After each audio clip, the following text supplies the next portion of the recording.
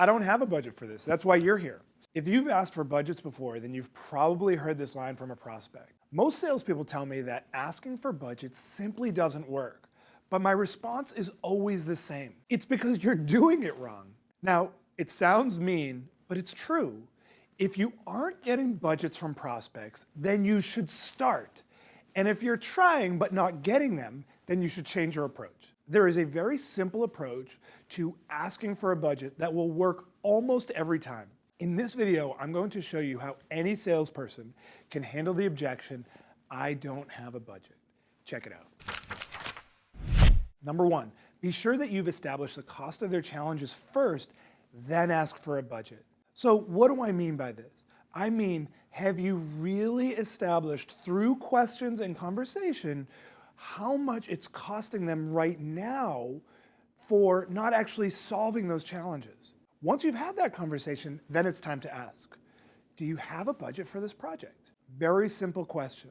But I want you to expect that the prospect is actually pretty likely to say no to that question. Just be ready and don't freak out. Number two, roll with it and explain. This means stay really calm, like it's no big deal.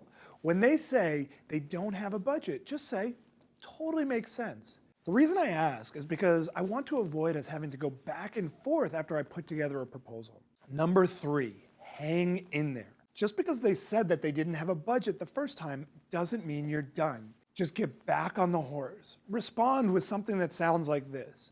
In order to solve the problems that you discussed cost you around $1 million, what could you see investing in this project? If you have a strong connection and trust, they will hang in there with you. But let's just imagine at this point that there's still nothing.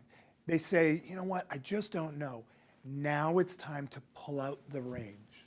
Number four, give a range. Now, you shouldn't start with the range. It's not the best place to start, but if you just keep on hitting a wall multiple times, now it's time for the range. The range sounds something like this. George, in order to accomplish what we discussed, I can tell you that we're going to be somewhere between $100,000 and $400,000.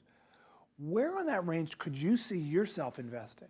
Now, notice how wide that range was. I'm not really giving them that much info. So I'm just letting them feel like I threw out some numbers. And what's amazing is that once you throw out some numbers, even that wide range, they're very likely to share with you a specific number. It's really incredible. Suddenly, they have a specific budget. Number five, don't leave until you have established a budget. You have a right as a salesperson to get on the same page with money before you put together that proposal. Don't let anyone tell you otherwise. Nothing will save you more pain and heartache than clarifying that budget. The key is to be totally committed to agreeing on a budget before you go to proposal. So there is how any salesperson can handle the common objection, "I don't have a budget." I want to hear from you. Which of these ideas did you find most useful? Be sure to share below in the comments section to get involved in the conversation. And if you enjoyed this video, then I have this awesome free ebook on 25 tips to crush your sales goals. Just click right here. Seriously, it's an amazing book and it's free. Just click right here. Also, if you got some value, please like this video below on YouTube because that really helps me out. And don't forget to subscribe by clicking right here to get access to a new video just like this one each and every week.